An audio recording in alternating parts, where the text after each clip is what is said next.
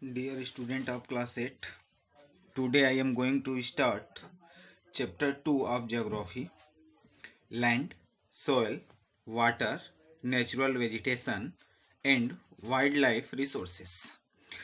Class 8 आज मैं geography का सेकेंड चैप्टर स्टार्ट कर रहा हूँ जिसमें हम कई रिसोर्सेज के बारे में पढ़ेंगे। तो फर्स्ट देखते हैं land resources. It is very important resource. बेटा लैंड रिसोर्स वेरी इंपॉर्टेंट है हमारे लिए, क्योंकि बिना लैंड के कुछ भी पॉसिबल नहीं है।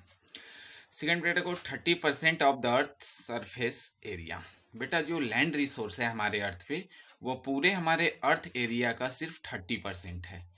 यानी हमारे अर्थ का जो एरिया है उसका 30% पार्ट ही लैंड है, जो कि हम रिसोर्स के रूप में यूज करते हैं। सेकेंड बेटा some part is not habitable, और उसमें भी 30% में भी कुछ परसेंट ऐसे पार्ट हैं जो हैबिटेबल नहीं है, यानी वह लैंड रिसोर्स के रूप में प्रयोग नहीं किए जा सकते। नेक्स्ट बेटा लैंड यूज। अब देखो लैंड यूज क्या क्या है। पहला, एग्रीकल्चर के लिए हमें लैंड की आवश्यकता पड़ती है, इसलिए लैंड रिसोर्स है। फॉरेस्ट्री, विदाउट लैंड फॉरेस्ट्री भी पॉसिबल नहीं है। Mining, building house, road and industries. बेटा ये सारे वर्क में लैंड का होना बहुत ज़रूरी है, इसलिए हम कह सकते हैं कि लैंड क्या है, एक इम्पॉर्टेंट रिसोर्स है, क्योंकि बिना लैंड के कुछ भी पॉसिबल नहीं है। नेक्स्ट टॉपिक बेटा conservation of land resource. Land resource को हम कंजर्व कैसे कर सकते हैं, बचा कैसे सकते हैं। तो पहला टॉपिक है बेटा इसमें एफोरेस्टेशन। एफोरेस्टेशन के थ्रू हम अपने लैंड को बचा सकते हैं। एफोरेस्टेशन मतलब होता है वृक्षारोपण करना, यानी पेड़ पौधे लगा के हम अपने लैंड को कंजर्व कर सकते हैं। सेकेंड है लैंड रिक्लामेशन। बेटा लैंड रिक्लामेशन मीन्स ऐसे लैंड जो फर्टाइल नहीं है या खराब हो चुके हैं, उसको हम अपने योग्य बना के हम लैंड को कंजर्व कर सकते हैं। Next, regulated use of chemical, pesticide and fertilisers. बेटा केमिकल पेस्टिसाइड आजकल बहुत ज़्यादा यूज हो रहा है एग्रीकल्चर में, तो हम उसको रेगुलेट करके, रेगुलेट मतलब बदल के या फिर कम यूज करके अपने लैंड को कंजर्व कर सकते हैं। नेक्स्ट है बेटा check on overgrazing. Overgrazing मतलब बेटा जब कोई भी एनिमल्स ग्रेजिंग करते हैं तो आप देखते हो कि घास के साथ साथ मिट्टी भी उनके साथ बाहर आ जाती है। तो बेटा वो क्या करता है कि मिट्टी बाहर आने से वहाँ का जो सोयल है या फर्टिलिटी है वो कम होती है, ख़राब होती है। तो इसीलिए हमें ओवर ग्रेजिंग नहीं कराना चाहिए, और ये ध्यान रखना चाहिए कि जब एनिमल्स ग्रेजिंग कर रहे हैं तो ग्रेजिंग करते समय मिट्टी घास के साथ बाहर ना आए। ये सब करके, यानी ये 4 पॉइंट है बेटा जिससे हम क्या कर सकते हैं, अपने लैंड को कंजर्व कर सकते हैं, बचा सकते हैं।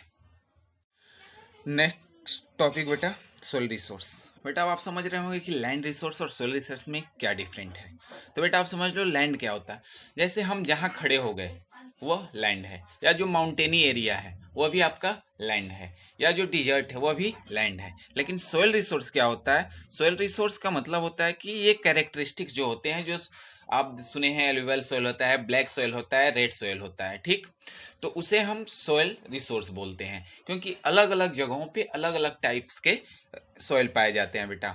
तो सोयल रिसोर्स और लैंड रिसोर्स में अंतर समझ में, जनरली हम लैंड को ही सोयल या सोयल को ही लैंड बोलते हैं, लेकिन बस इसमें थोड़ा सा डिफरेंट यही है कि लैंड हम जहाँ खड़े हो जाते हैं वो खेती योग्य हो न हो, उस पर एग्रीकल्चर कर सके ना, वो लैंड है। बट सोयल रिसोर्स क्या होता है, जहाँ सोयल मिले जिसे एग्रीकल्चर में हम यूज कर लें, या अदर वर्क में, जैसे उसके कह सकते हो कि आप कैरेक्टर के अकॉर्डिंग, कैरेक्टरिस्टिक के अकॉर्डिंग या प्रॉपर्टीज के अकॉर्डिंग आप लैंड और सोयल को डिफर करते हो।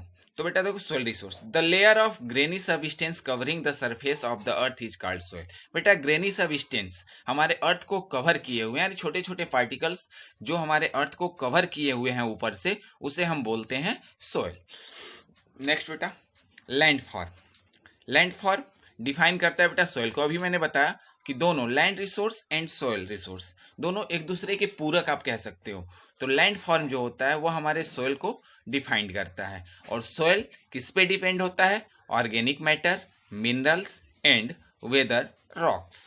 तो बेटा soil organic matter, minerals and weather rock पे डिपेंड होता है। और लैंड फॉर्म क्या करता है, हमारे सॉइल को डिफाइन करता है।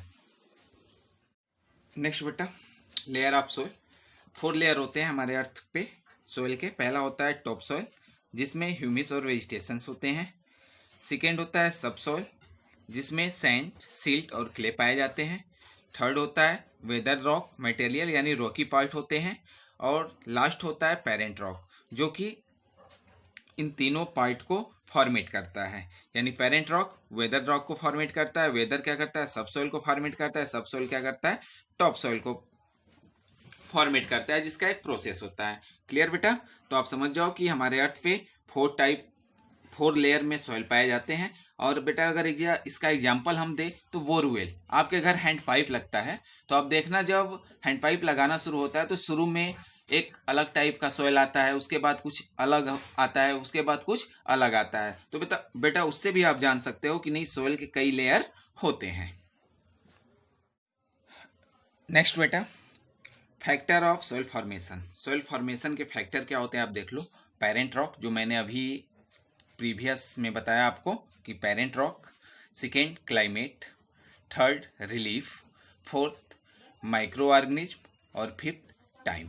बेटा ये सॉइल फॉर्मेशन में सबसे बड़ा योगदान देते हैं ये जो 5 फैक्टर्स मैंने लिखे हुए हैं, फैक्टर ऑफ सॉइल फॉर्मेशन। तो ये 5 फैक्टर्स जो हैं सॉइल फॉर्मेशन में महत्वपूर्ण स्थान रखते हैं। ओके। और बेटा अब नेक्स्ट टॉपिक मैं नेक्स्ट वीडियो में आपको एक्सप्लेन करूंगा और बताऊंगा। और जितना बेटा मैंने आपको जो टॉपिक बताया, आप अपने बुक को ओपन करना और उसमें सारे टॉपिक दिए हुए हैं और उसको आप पढ़ोगे तो जो मैंने बताया आपको वो आसानी से समझ में आ जाएगा। धन्यवाद।